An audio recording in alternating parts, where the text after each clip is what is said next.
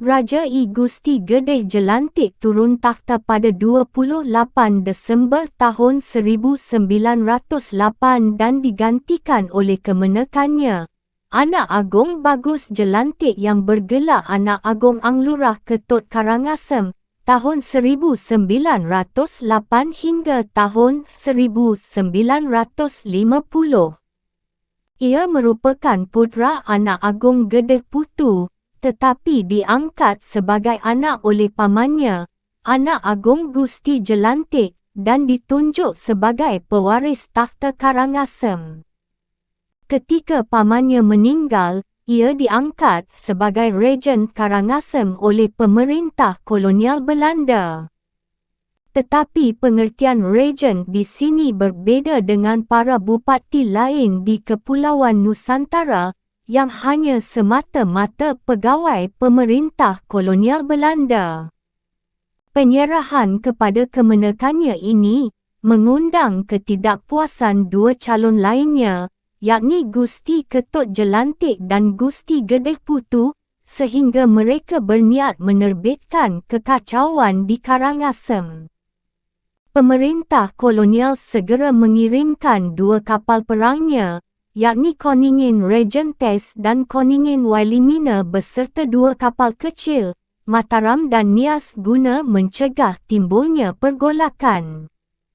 Kedua orang itu lantas diasingkan ke Jembrana. Mulanya saat memangku jabatan sebagai Rejen pada tahun 1908, dia menyandang gelar Anak Agong Bagus Jelantik I. Belakangan, kedudukannya sebagai raja dipulihkan oleh pemerintah Belanda pada 30 Juni tahun 1938, sehingga terbentuklah Swapraja Karangasem.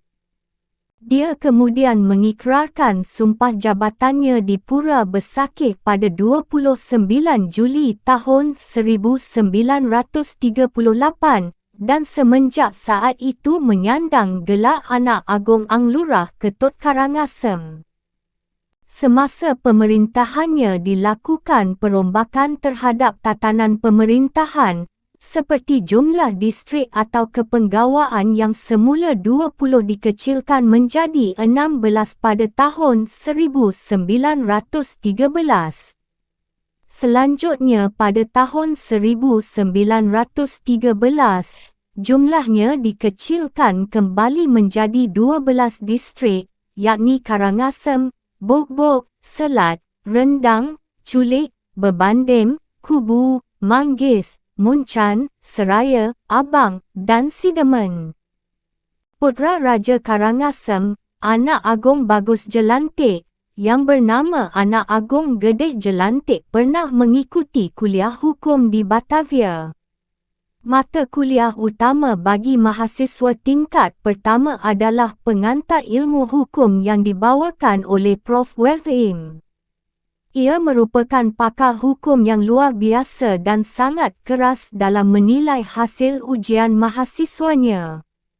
Menurut obrolan di kalangan mahasiswa, apabila seseorang 3 kali tidak lulus ujiannya, maka ia akan memberikan saran yang ditakuti. Menganjurkan agar mahasiswa yang bersangkutan beralih profesi menjadi pedagang saja. Ini berarti bahawa sampai kapanpun ia tak akan lulus ujian Prof. Wetheim sehingga harus meninggalkan Fakultas Hukum. Ketika 3 kali Anak Agong Gedeh Jelantik tidak lulus ujian Prof. Wetheim, ia mendapatkan nasihat yang sama dan terpaksa menghentikan kuliahnya. Pengalaman menarik yang dialami Raja Anak Agong Bagus Jelantik adalah ketika menaiki kapal dari Buleleng ke Tanjung Perak, Surabaya.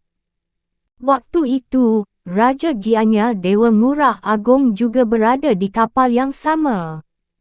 Mereka sepakat mengadakan pembacaan lontar berisikan naskah klasik Ramayana. Biasanya acara semacam itu akan diikuti dengan perdebatan seru mengenai makna kata-kata yang ada dalam karya klasik tersebut. Pembacaan yang penuh semangat dilangsungkan di depan kamar kelas 1 Raja Dewa Ngurah Agong hingga jam 1 petang. Akibatnya, para penumpang yang lain merasa terganggu dan melapor kepada kapten kapal. Kerana itu, kapten lantas mendekati kedua Raja Bali dan menyarankan agar pembacaan lontar dihentikan saja kerana mengganggu penumpang lainnya. Dengan kesal, kedua raja menghentikan acara kesenangan mereka tersebut. Pada tahun 1950, Raja Anak Agong Bagus Jelantik mengundurkan diri dan digantikan oleh putera keduanya, Anak Agong Gede Jelantik, yang bergelar Anak Agong Ngurah Ketut Karangasem, tahun 1950 hingga tahun 1991. Dia menempuh pendidikannya di HIS Denpasar, Mulu Malang dan perguruan tinggi di Batavia. Bersamaan dengan pemerintahannya, berlaku penghapusan berbagai swapraja di Kepulauan Nusantara. 7. Kerajaan Kelungkung. Kerajaan Kelungkung kini menempati wilayah Kabupaten Kelungkung. Rajanya bergelar Dewa Agong dan merupakan kerajaan dengan wilayah paling kecil serta miskin. Meskipun demikian, rajanya diakui sebagai yang tertinggi di antara raja-raja Bali lainnya, dengan gelar Susuhunan Bali dan Lombok, kerana dianggap keturunan Sri Kresna Kapakisan. Kerajaan-kerajaan Bangli, Gianyar, dan Badung wajib mengirimkan upeti ke Kelungkung. Sementara itu, kerajaan Buleleng dan Karangasem tidak wajib menyerahkan upeti, namun mereka menghormati Kelungkung dengan menjamin relasi yang baik dengan kerajaan-kerajaan lainnya. Raja Idai Dewa Agong Jambe yang telah memindahkan pusat kekuasaannya ke Kelungkung digantikan oleh putranya Dewa Agong Gede, Surawiria tahun 1722 hingga tahun 1736. Selanjutnya yang berkuasa secara berturut-turut di Kelungkung adalah Dewa Agong Madeh, tahun 1736 hingga tahun 1760. Dewa Agong Sakti, tahun 1760 hingga tahun 1790. Dewa Agong Putra Iku Samba, tahun 1790 hingga tahun 1809. Dewa Agong Putra II, yakni Dewa Agong Gede Putera, tahun 1815 hingga tahun 1850, yang didampingi Dewa Agong Isteri Kanya, Dewa Agong Putra III Batara Dalim, tahun 1851 hingga tahun 1903, Dewa Agong Jambe kedua, tahun 1903 hingga tahun 1908, dan Dewa Agong Oka Gaib, tahun 1929 hingga tahun 1950. Factorage, perusahaan dagang Belanda di Batavia, mengutus C.A. Grand Prix Mulia merintis pembukaan kantor perwakilan di Bali. Raja Dewa Agong Putra kedua menjalin relasi yang baik dengan Molière. Bahkan Raja Kelungkung tersebut tidak segan-segan meminta hadiah berupa badak hidup darinya. Binatang itu akan dipergunakan sebagai persembahan dalam upacara keagamaan yang tak lama lagi akan dipimpin oleh Dewa Agong. Setelah berhasil mengadakan perjanjian dengan Badung, khusus Koopman yang ditugaskan pemerintah Belanda mendekati Raja-Raja Bali dan berusaha membujuk Dewa Agong menandatangani perjanjian serupa. Menurut pemikirannya, Kedudukan Dewa Agung sebagai susuhunan Bali dan Lombok akan memudahkan upayanya menarik kesediaan raja-raja lainnya mengadakan kesepakatan senada dengan pemerintah kolonial. Tanpa dinyana-nyana, sikap Dewa Agung terhadap Belanda berubah menjadi permusuhan. Ia mengirim surat kepada raja-raja lain yang intinya berpesan agar menghindari kontak dengan orang-orang Eropah dan jangan mengadakan perjanjian apapun dengan mereka. Guna menyelesaikan masalah ini, Koopman menghubungi Mats Lange, pedagang Denmark yang terusir dari Lombok akibat kekalahan Kerajaan Singasari di Lombok. Pedagang tersebut berhasil membangun usahanya lagi yang sebelumnya sempat terpuruk. Karena kedekatannya dengan raja-raja Bali termasuk Dewa Agung, Koopman memanfaatkan jasanya. Melalui perantaraan Mats Lange, Dewa Agung berhasil dibujuk agar tidak memperlihatkan sikap permusuhan lagi terhadap Belanda. Raja Dewa Agung Putra kedua akhirnya bersedia menandatangani kontrak dengan pemerintah Belanda pada 6 Disember tahun 1841. Perjanjian yang terdiri dari 7 pasal ini pada intinya merupakan wujud pengakuan Kelungkung atas pertuanan pemerintah kolonial Hindia Belanda. Raja Kelungkung berjanji tidak mengadakan perjanjian atau menyerahkan negerinya kepada bangsa asing lain, Pasal 3 dan 4. Apabila pemerintah Hindia Belanda terlibat peperangan maka Kelungkung wajib membantunya, Pasal 6. Berdasarkan perjanjian dengan Belanda tertanggal 24 Mei tahun 1843, Raja Dewa Agung Putra wajib menghapuskan adat tawan karang. Selain itu, rakyat Kelungkung diharuskan memberi pertolongan semaksimal mungkin bila ada kapal-kapal yang kandas di pantainya, Pasal 2. Selanjutnya, Raja diwajibkan melaporkan peristiwa tersebut kepada pemerintah Hindia Belanda, Pasal 3. Perjanjian yang sama mengharuskan Raja mengirim utusan sebagai tanda hormat setiap 3 bulan sekali kepada Gubernur Jenderal Belanda di Batavia, Pasal 4. Kontrak politik kembali ditandatangani oleh Raja Kelungkung pada 13 Juli yang isinya secara garis besar mirip dengan perjanjian tertanggal 6 Desember tahun 1841 di atas. Hanya saja kali ini terdiri dari 16 pasal sebagai berikut. Pasal 1. Pengakuan terhadap kekuasaan pemerintah Hindia Belanda atas Kelungkung.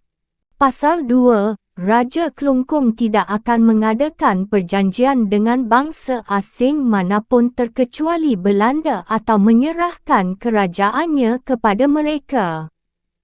Pasal 3. Tidak akan menerima utusan atau surat dari bangsa asing manapun tanpa sepengetahuan pemerintah kolonial Belanda. Pasal 4.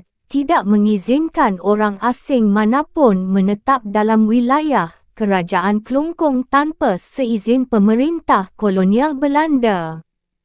Pasal 5. Orang asing yang tinggal menetap di daerah Kelungkung dengan seizin pemerintah Belanda akan memperoleh perlindungan dari Raja.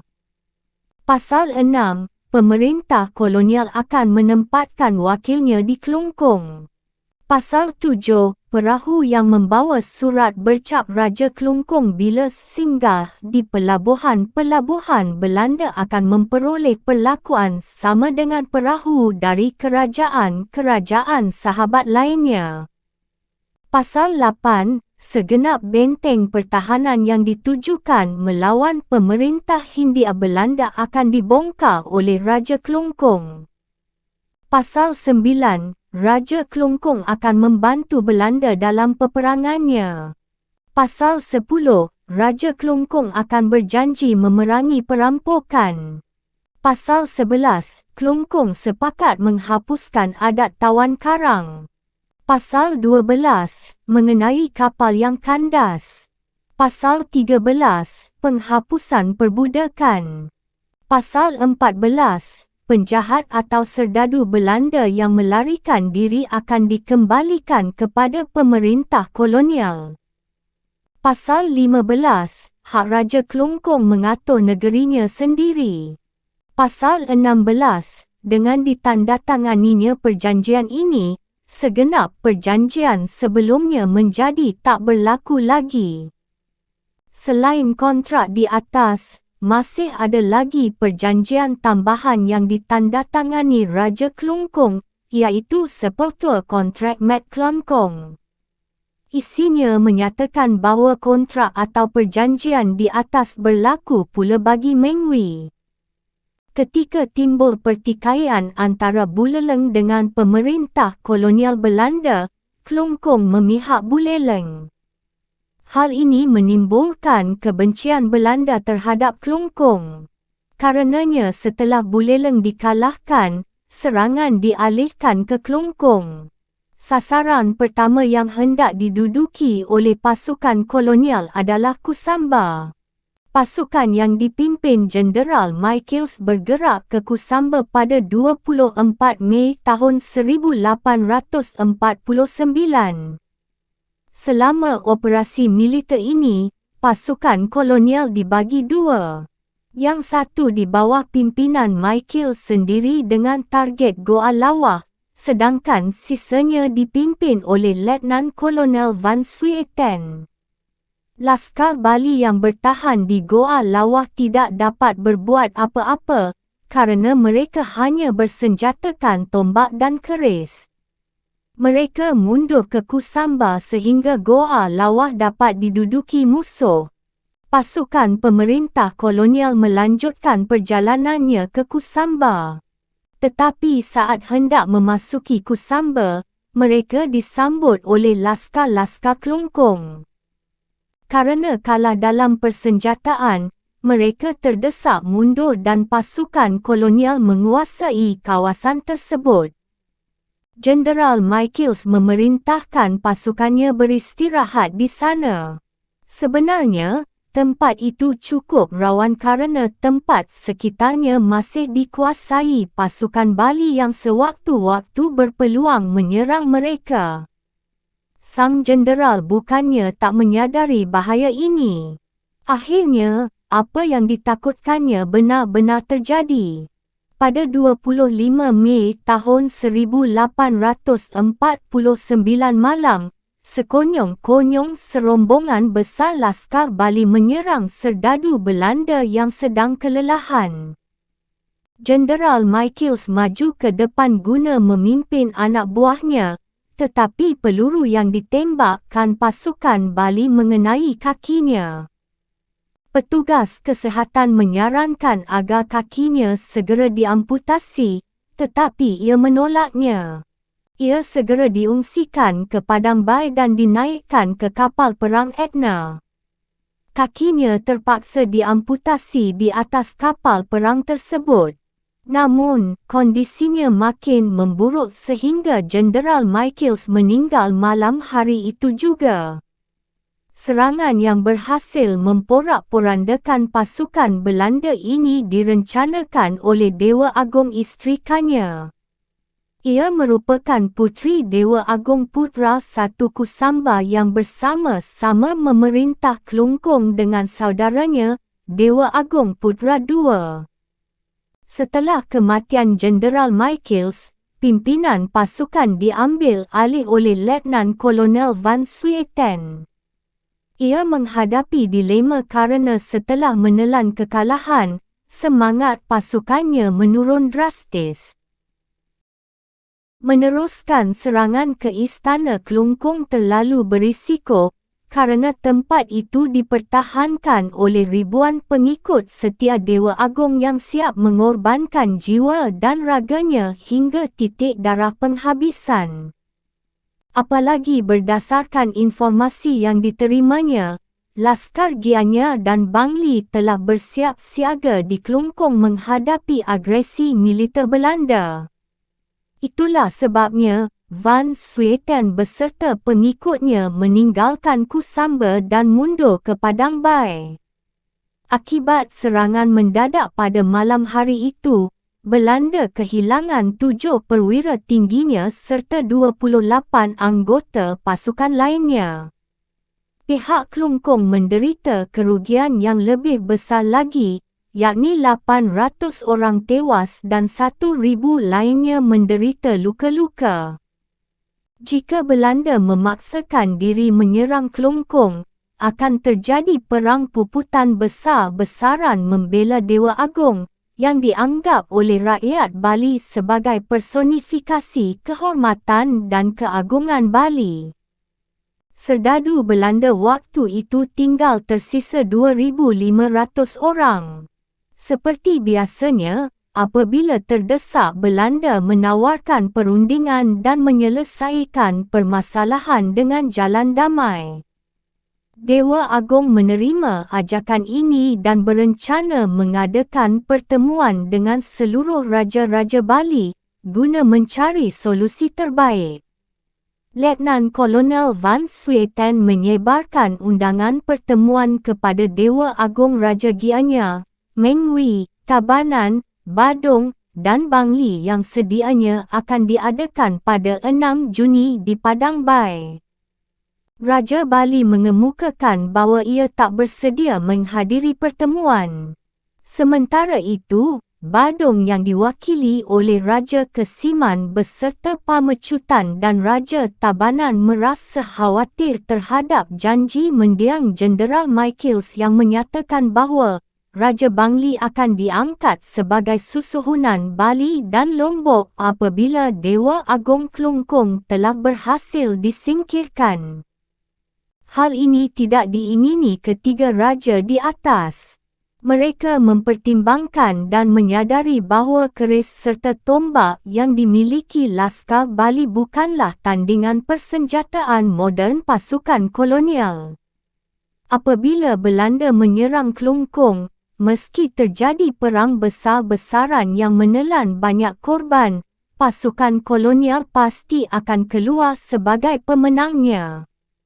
Dewa Agong akan jatuh menjadi korban dan gelarnya dialihkan kepada Raja Bangli. Itulah sebabnya Raja Kesiman dan Pamecutan dari Badung serta Raja Tabanan berupaya mencegahnya. Mereka lantas menyanggupi menjadi juru penengah antara Belanda dan Kelungkung.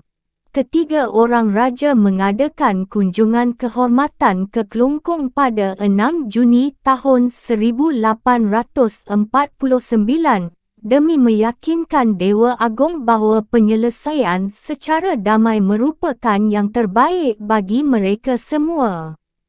Dewa Agong awalnya bersedia menghadiri pertemuan yang ditunda hingga 10 Juni tahun 1849. Namun, tanpa dinyata, pada 9 Juni tahun 1849 Dewa Agong merubah pendiriannya dan menyatakan bahawa dia tak dapat menghadiri pertemuan tersebut. Dewa Pahang, Raja Gianyar juga mengabarkan bahawa ia harus menghadiri upacara keagamaan sehingga tak dapat datang. Selain itu, ia menambahkan pula di suratnya bahawa pemerintah kolonial Belanda tentunya cukup pintar sehingga dapat menyelesaikan segenap persoalan itu sendiri tanpa memerlukan kehadiran dirinya. Tentunya ini merupakan sindiran bagi Belanda. Raja Mengwi juga tak bersedia memenuhi undangan Belanda. Perubahan sikap Dewa Agong ini ternyata dikarenakan pengaruh Dewa Agong isteri Kanya, saudari Raja Kelungkung sendiri. Wanita berkepribadian kuat yang sebelumnya merencanakan serangan mendadak di atas meyakinkan Dewa Agong bahawa tujuan Belanda sebenarnya hanyalah mematahkan kedaulatan Raja-Raja Bali. Dengan demikian, segenap upaya pemerintah Hindia Belanda harus digagalkan. Huraian Dewa Agung isteri Kanya ini dirasa masuk akal oleh Raja Gianya dan Putera Mahkota Dewa Agung Ketut Agung, sehingga mereka bersedia mendukungnya. Van Swieten memutuskan bahawa penyelesaian secara damai tampaknya sudah menemui jalan buntu. Agresi militer terhadap Klungkung tak dapat ditunda lagi. Tanpa menunggu instruksi Gubernur Jenderal, pada 10 Juni tahun 1849 Van Swieten menggerakkan pasukannya dari Padang Bai ke Kusamba. Setibanya di Kusamba, Van Swieten mendengar kabar mengejutkan dari Mats Lange, pedagang Denmark yang terusir dari Lombok bahawa Badung telah mengirimkan 6,000 pasukan, Tabanan 10,000 pasukan, Gianya 8,000 pasukan, dan Mengwi 4,000 pasukan. Klungkung sendiri memiliki pasukan sejumlah 5,000 orang. Dengan demikian, secara keseluruhan 33,000 laskar Bali gabungan dari berbagai kerajaan menantikan mereka di Klungkung. Meskipun persenjataan mereka sangat sederhana, jumlah mereka yang begitu besar tampaknya merupakan lawan yang teramat berat bagi 2,500 serdadu kolonial, kendati bersenjata moden. Suatu pertumpahan darah besar-besaran yang belum pernah terjadi sebelumnya telah berada di ambang pintu. Itulah sebabnya, Mats Lange menyarankan agar mencoba lagi jalan damai. Ia akan meminta sahabatnya, Raja Kesiman, membuka lagi pembicaraan dengan Dewa Agung.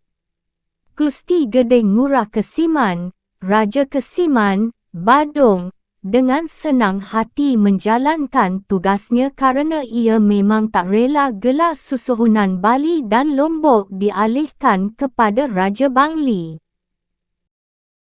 Berkat keahliannya berdiplomasi, Dewa Agung dapat dibujuk menyerah pada keinginan Belanda. Pertumpahan darah besar-besaran berhasil dihindarkan. Permusuhan antara Klungkung dan Belanda ini diakhiri oleh perjanjian perdamaian di Kuta, tanggal 13 hingga 15 Juli tahun 1849. Setelah penandatanganan perjanjian di atas, pamor Dewa Agung merosot drastis. Ia tidak lagi dapat dipandang sebagai susuhunan Bali dan Lombok. Seperti kerajaan-kerajaan lain di Bali, kedudukannya kini berada di bawah pemerintah kolonial. Jikalau dicermati secara saksama, yang diuntungkan dalam situasi ini adalah Mats Lange dan Raja Gusti Gedeh Ngurah Kesiman. Tujuan Mats Lange menghindari pertempuran besar-besaran sedikit banyak didasari alasan bisnes. Apabila pertempuran tidak terjadi, peluang usahanya akan makin cerah. Sementara itu, Gusti Gedeh Ngurah Kesiman berhasil menjegal peluang Dewa Gedeh Tangkeban, Raja Bangli, memperoleh gelar susuhunan Bali dan Lombok. Setelah perjanjian ditandatangani oleh hampir seluruh raja-raja Bali ataupun wakilnya, pada tanggal 15 Juli tahun 1849 diadakan pesta besar di rumah Mats Lange guna merayakan peristiwa gembira tersebut. Dewa Agung Putera II mangkat setahun kemudian, yakni pada tahun 1850.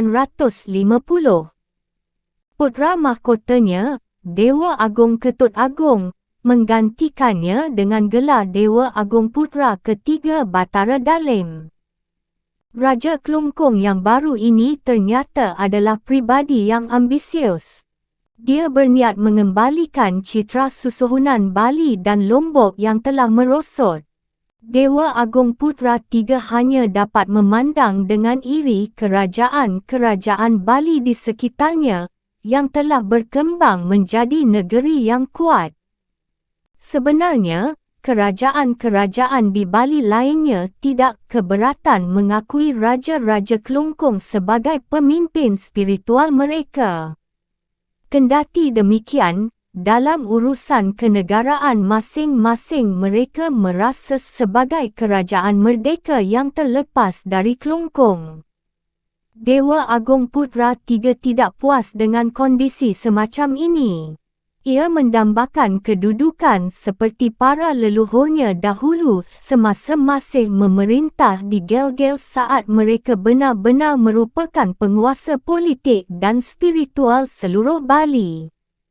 Apabila Dewa Agung Putra III ingin membangkitkan kembali kekuasaan leluhurnya dulu, ia harus menaklukkan kerajaan-kerajaan di sekitarnya dengan kekuatan militer.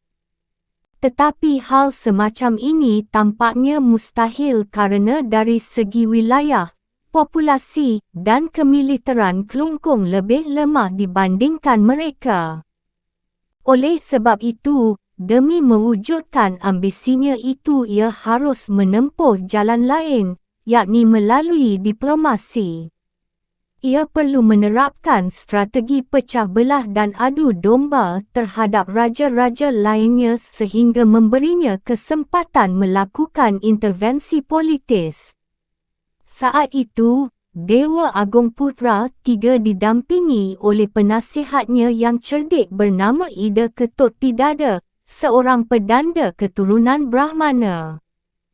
Tokoh yang paling berpengaruh di Bali, Gusti Ngurah Gedeh Kasiman, Raja Kesiman, Badung, mangkat pada tahun 1861. Dengan demikian, Dewa Agung merasa bahawa kesempatan baginya menebarkan pengaruh telah tiba. Dewa Agung Putra III menebarkan suasana permusuhan di antara para Raja Bali Selatan, khususnya Badung, Tabanan dan Gianyar, kerajaan-kerajaan yang tergolong paling makmur saat itu. Kerajaan Gianyar diperintah oleh Raja Dewa Manggis ke-7 beserta dua orang penasihatnya yang handal, Madeh Pasek dan Ketut Pasek bersaudara. Madeh Pasek menjabat sebagai patih, sedangkan Ketut Pasek bertanggungjawab atas urusan pengadilan. Mereka berdua dengan gigih menolak campur tangan Dewa Agung dalam urusan internal Gianyar. Kedua orang pejabat tinggi Gianyar ini tidak keberatan mengakui Dewa Agung sebagai pemimpin spiritual tertinggi, tetapi hal ini tak berlaku dalam urusan politik atau di luar hal-hal keagamaan. Sikap seperti ini tentu saja bertentangan dengan ambisi Dewa Agung sehingga hubungan antara kedua kerajaan memburuk. Kelungkung memandang Gianyar laksana duri dalam daging yang menghalangi rencananya. Raja Dewa Manggis ke-7 menyatakan bahawa ia telah berupaya memperbaiki hubungannya dengan Kelungkung.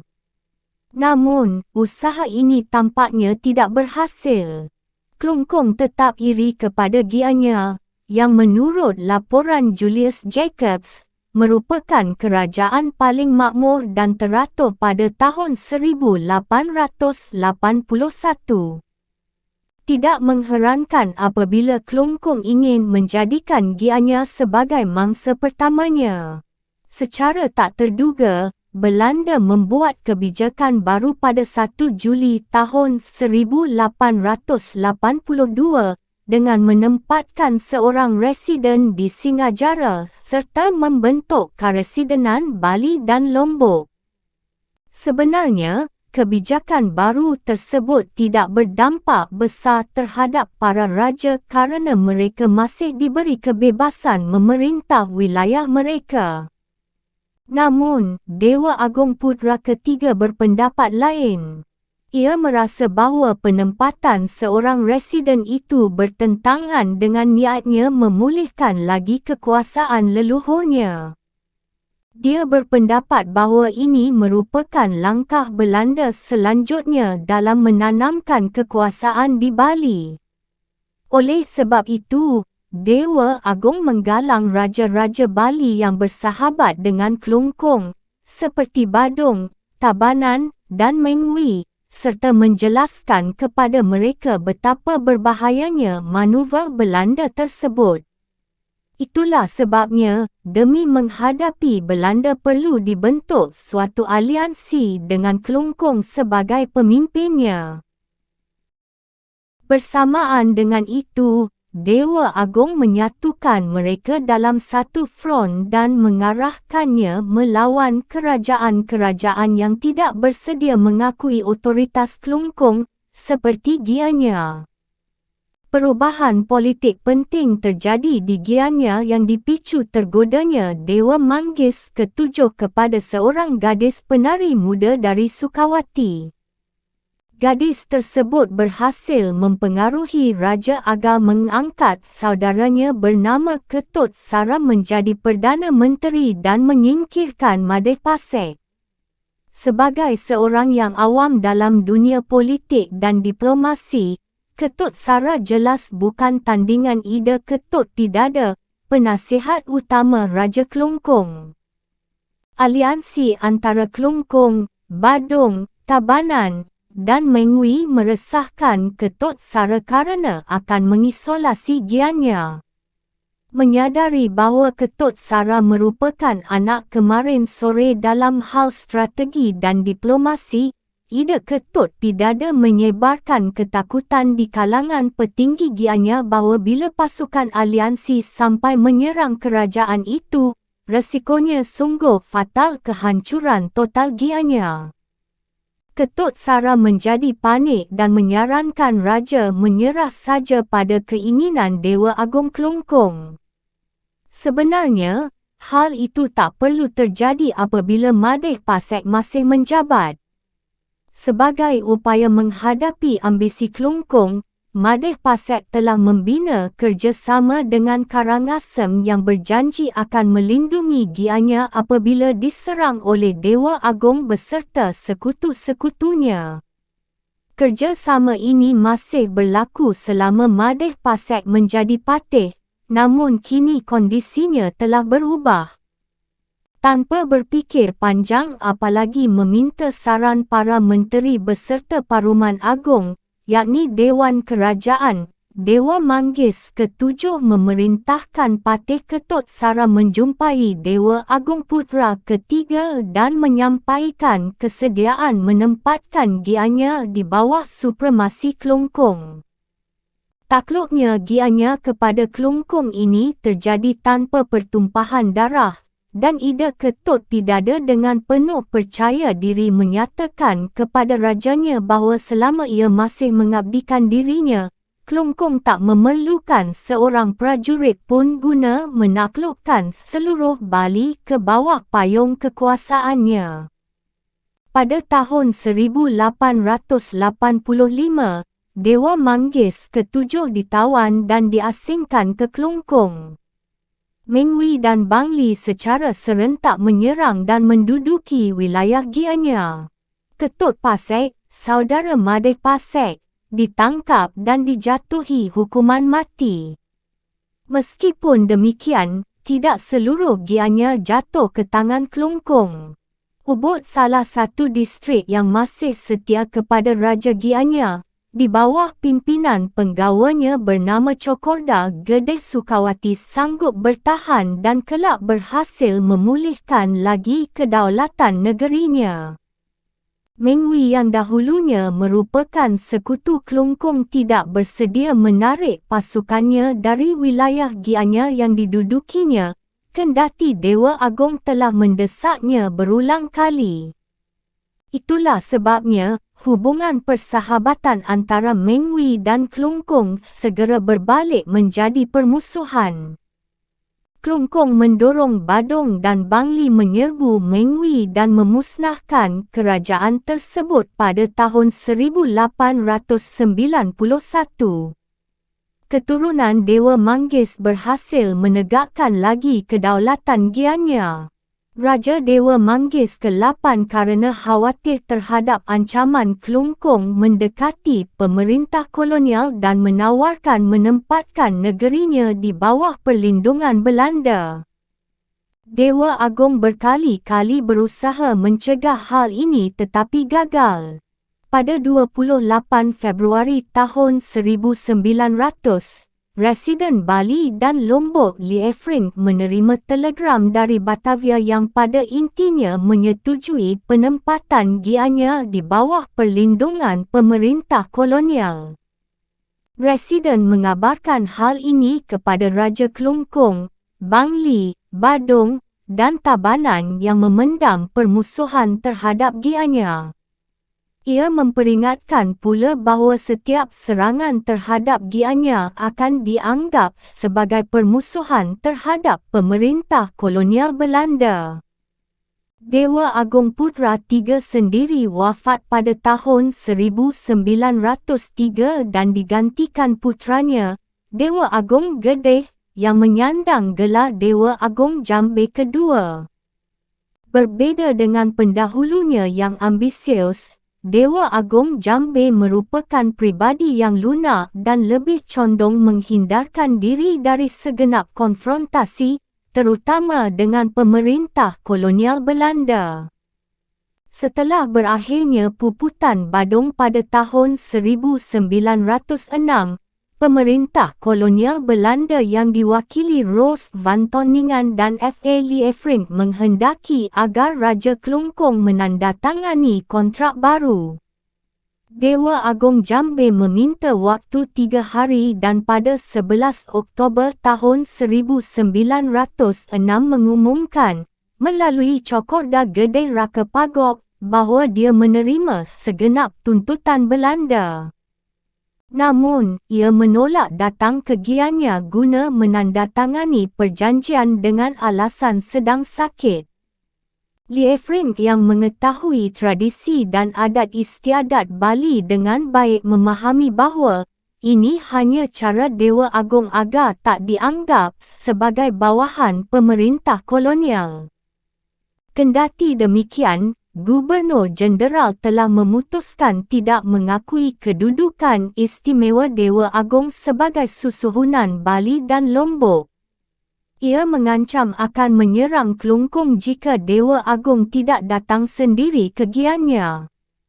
Akhirnya, pada 17 Oktober tahun 1906 sekitar pukul 1 siang, Dewa Agong Jambe kedua tiba di Gianyar dengan disertai oleh Dewa Gedeh Tangkeban dari Bangli. Penandatanganan kontrak dengan demikian dapat dilaksanakan. Hingga saat itu, opium merupakan komoditas yang diperjualbelikan secara bebas di Bali. Biasanya para bangsawan memberikan para pedagang Cina hak mengimpor opium yang pada gilirannya membayar pajak kepada mereka. Pemerintah kolonial Belanda mengeluarkan kebijaksanaan monopoli penjualan opium. Pada kenyataannya, konsumsi opium di Bali tidak dapat dikatakan kecil, sehingga monopoli Belanda tentunya akan memangkas secara drastis pendapatan kaum bangsawan. Belanda membuka toko-toko opium di Bali. Hanya toko-toko itulah yang diizinkan menjual opium. Hal ini berpotensi menimbulkan gejolak di tengah masyarakat, kerana di toko-toko semacam itu mereka tak dapat lagi membeli opium secara eceran. Sebelumnya, opium dijual di pasar-pasar dan para pembeli dapat membeli dalam jumlah kecil. Dengan demikian, kebijaksanaan Belanda ini menimbulkan ketidakpuasan, baik di kalangan rakyat maupun bangsawan. Kerusuhan merebak di Kelungkung, yang mengundang invasi militer Belanda ke Kelungkung. Akhirnya, terjadilah Puputan Kelungkung yang berlangsung pada 28 April tahun 1908 yang akan diulas pada bahagian tersendiri. Raja Kelungkung tewas beserta para pengiringnya. Semenjak saat itu, Klungkung diduduki oleh pemerintah kolonial Belanda. Baru pada tahun 1929, Belanda memperkenankan pengangkatan Dewa Agung Okagek tahun 1929 hingga tahun 1950 selaku Kepala Swapraja Klungkung.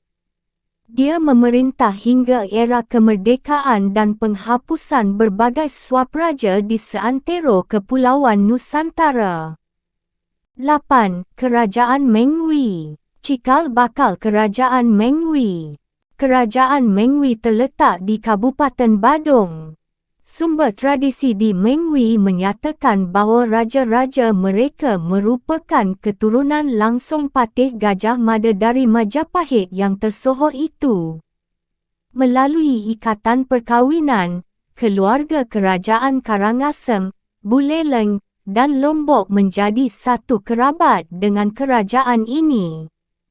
Dahulu Mengwi memiliki wilayah yang luas, yakni meliputi Krama, Kadayatan, Gianyar, dan Marga. Namun, belakangan Gianyar melepaskan diri dari kekuasaan Mengwi dan merebut daerah Krama. Mengwi juga mengakui Raja-Raja Klungkung sebagai yang tertinggi di antara Raja-Raja Bali. Cikal bakal kerajaan Mengwi adalah seorang tokoh bernama Agung Anom yang pada kurang lebih awal abad ke-17 berhasil menjadi penguasa desa Kapal, Selatan Mengwi. Tetapi kekuasaannya di sana tidak langgeng kerana ia dikalahkan oleh penguasa lokal lainnya dan terpaksa melarikan diri ke Tabanan. Agung Anom pindah ke Desa Belayu dan menjadi penguasa di sana. Agar kekuasaannya makin kokoh, Agung Anom menjalin aliansi dengan Buleleng yang saat itu diperintah oleh Panji Sakti.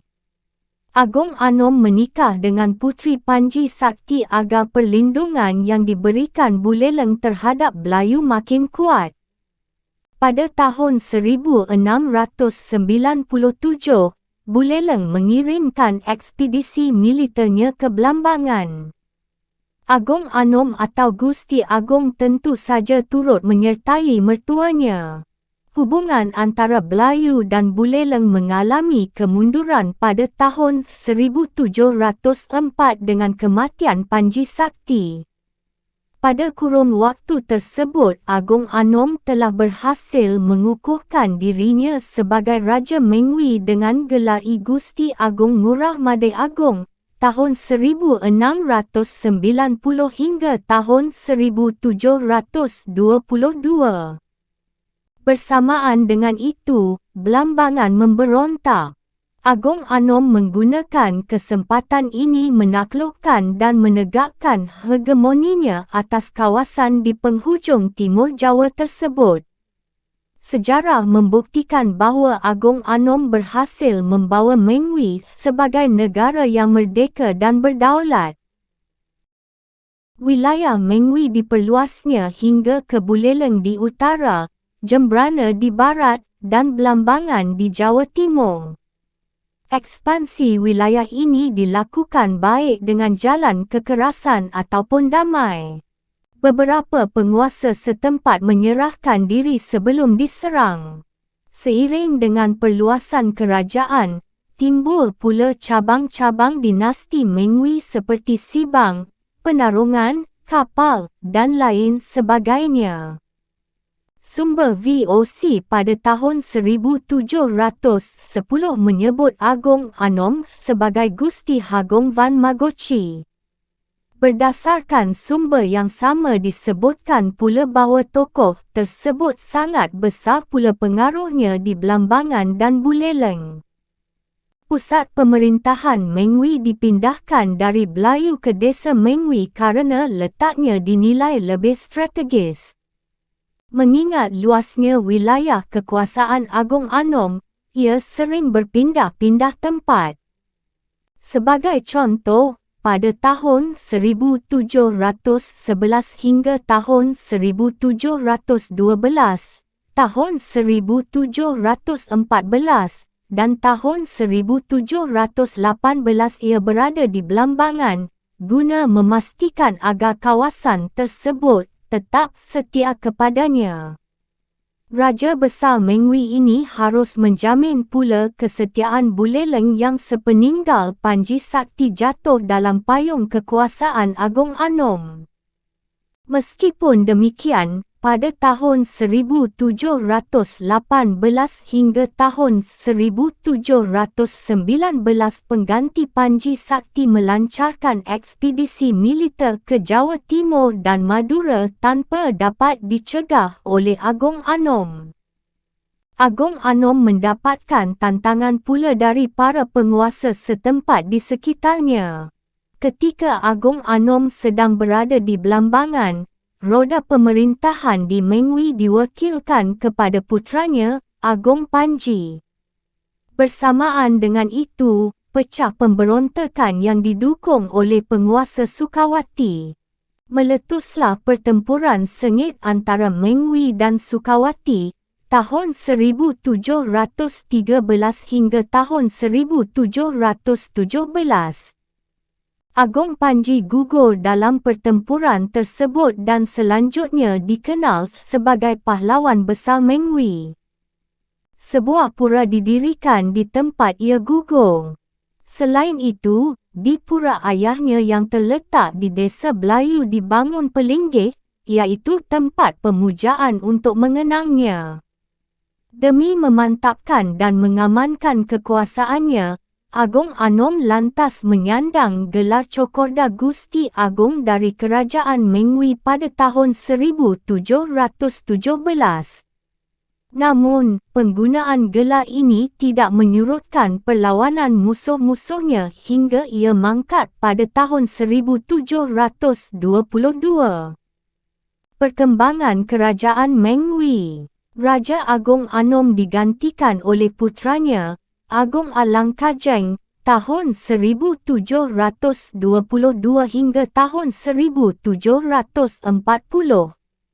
Seperti ayahnya, Agong Alangkajeng melakukan perjalanan suci atau perziarahan ke bekas pusat pemerintahan Majapahit yang diyakini sebagai leluhur mereka. Sebelumnya, Agong Anom pernah berupaya mengadakan perjalanan seperti itu, tetapi gagal kerana meletusnya perang antara Mengwi dan Sukawati. Antara tahun 1729 hingga tahun 1730, Agong Alangkajeng dengan disertai Raja Tabanan dan Kelungkung membawa 4,000 tentara Bali melintasi Jawa Timur. Tujuan mereka adalah Desa Wirasaba, 14 jam perjalanan dari Surabaya, yang dipercaya sebagai bekas ibu kota Majapahit. Sayangnya, di tengah jalan rombongan terhalang oleh musim hujan sehingga banyak tentara jatuh sakit. Terancamnya wilayah Mengwi serta Tabanan oleh serangan Buleleng dan Sukawati memaksa para raja kembali ke Bali. Namun perjalanan ziarah ini tidak gagal sepenuhnya kerana mereka sempat mengadakan upacara besar di Semeru, gunung yang dianggap suci oleh umat Hindu. Bahkan Agong Alangkajeng melangsungkan upacara pernikahannya dengan puteri penguasa Belambangan di gunung ini. Disaksikan oleh Raja Kelungkung, Agong Alangkajeng menerima gelar Pangeran Purbanegara. Arti harfiahnya adalah Pangeran Penguasa Tanah yang Lama dari pemangku agama Hindu di Semeru. Babat Mengwi sedang tidak menyebutkan mengenai perjalanan ini dan hanya meriwayatkan bahawa Agong Alangkajeng menerima sebilah keris dari Dukuh Semeru, pemangku agama Hindu di Semeru, yang menjadikannya tak terkalahkan. Hubungan antara Mengwi dan Kelungkung makin bertambah erat kerana masing-masing saling memerlukan satu sama lain. Pada tahun 1733 meletus peperangan dahsyat yang hampir melibatkan seluruh raja-raja di Bali. Tidak tanggung-tanggung, sebanyak 12,000 pasukan terlibat dalam pertempuran ini. Pemicu pertempuran adalah perebutan desa Banjarambengan. Pasukan Mengwi, Klungkung, Tabanan, Sibetan, Karangasem, dan Blambangan di satu pihak berhadapan dengan Buleleng, Sukawati, dan Taman Bali. Peperangan besar ini akhirnya dimenangkan oleh Agong Alangkajeng, iaitu Mengwi. Konon, kemenangannya diperoleh berkat keris is Semeru yang dihadiahkan oleh Dewa Pasupati Gunung Semeru. Orang-orang Madura menyerang Blambangan pada tahun 1739 dan memicu kerusuhan besar di sana. Karenanya, Agong Alangkajeng harus bergerak cepat memadamkannya. Kesempatan ini dipergunakan Gusti Kamasan, penguasa Sibang dan sekaligus putera Agong Anom, untuk memunculkan pemberontakan terhadap Agong Alangkajeng. Istana Kerajaan Mengwi dikepung para pengikut Gusti Kamasan. Agong Alangkajeng menerapkan strategi unik dalam menyelesaikan percubaan makar terhadap dirinya ini. Raja kembali ke Mengwi tetapi berlaku seolah-olah tidak mengetahui pemberontakan tersebut. Ia tak memperlihatkan gelagat hendak menyerang kaum pemberontak. Agong Alangkajeng mengabarkan kedatangannya sebagaimana wajarnya dan bahkan membawa berbagai hadiah untuk Gusti Kamasan. Gusti Kamasan sendiri beserta pengikutnya bingung dengan sikap dan perilaku raja mereka. Para sekutunya lantas meninggalkannya sehingga Gusti Kamasan ketakutan serta melarikan diri ke Badung. Raja Mengwi memperlihatkan jiwa besarnya dengan mengirim pesan kepada Gusti Kamasan yang menyatakan bahawa ia diperbolehkan kembali ke Sibang bila menghendakinya dan Agong Alangkajeng akan menjamin keselamatan jiwanya. Tawaran ini tidak serta-merta diterima oleh Gusti Kamasan yang masih merasa malu kerana meninggalkan gelanggang peperangan secara tak terhormat. Ia bersedia kembali ke Mengwi asal diperbolehkan datang sebagai pemenang. Raja membiarkan Gusti Kamasan menyerang beberapa desa di sekitar Sibang dan memasukkannya dalam daerah kekuasaannya. Semenjak saat itu hubungan antara Mengwi dan Sibang selaku vasalnya berhasil dipulihkan. Para penguasa Sibang diterima kembali sebagai bagian dinasti Mengwi. Sepeninggal Agong Alangkajeng, terjadi disintegrasi kekuasaan di Mengwi. Penggantinya bukan putranya sendiri, melainkan dua orang kemenakannya yang berasal dari Munggu, salah satu cabang dinasti Mengwi. Mereka masing-masing bernama Agong Putumayun dan Agong Munggu. Keduanya merupakan putera Agong Nyoman Alangkajeng, pendiri Puri Istana Munggu dan sekaligus saudara raja. Agong Putumayun yang lebih tua usianya pindah ke Istana Mengwi, sedangkan adiknya menggantikan ayahnya sebagai penguasa Munggu. Pengakuan sebagai Raja Mengwi telah diperoleh oleh Agong Putumayun. Namun, ia tak berhasil mengatasi pemberontakan yang berkecamuk di sebelah timur Mengwi. Penguasa Bun memberontak terhadap Mengwi dengan didukung oleh Sukawati. Agong Putumayun beserta adiknya, Agong Munggu, mengerahkan pasukannya ke Bun. Namun, menjelang pertempuran yang menentukan, Agong Munggu pulang ke tempat kediamannya dengan dalih bahawa ia harus menghadiri suatu upacara keagamaan. Tentu saja hal ini menimbulkan kecurigaan dalam diri Agong Putumayun bahawa adiknya menjalin hubungan rahsia dengan pihak musuh. Kendati demikian, ia ingin membuktikan bahawa dia sanggup menghadapi kaum pemberontak sendiri. Ternyata pertempuran tersebut justru menjadi yang terakhir bagi dirinya. Gugurnya Agong Putu Mayun memberi kesempatan bagi Agong Munggu merebut kekuasaan. Agong Munggu membalas dendam terhadap kekalahan di Bun. Bersama-sama dengan penguasa Kaba-Kaba, iaitu cabang dinasti Mengwi lainnya, dan Sibang, ia menaklukkan serta menghancurkan Bun. Istana beserta desanya diluluhlantakkan dan penduduknya tercerai-berai.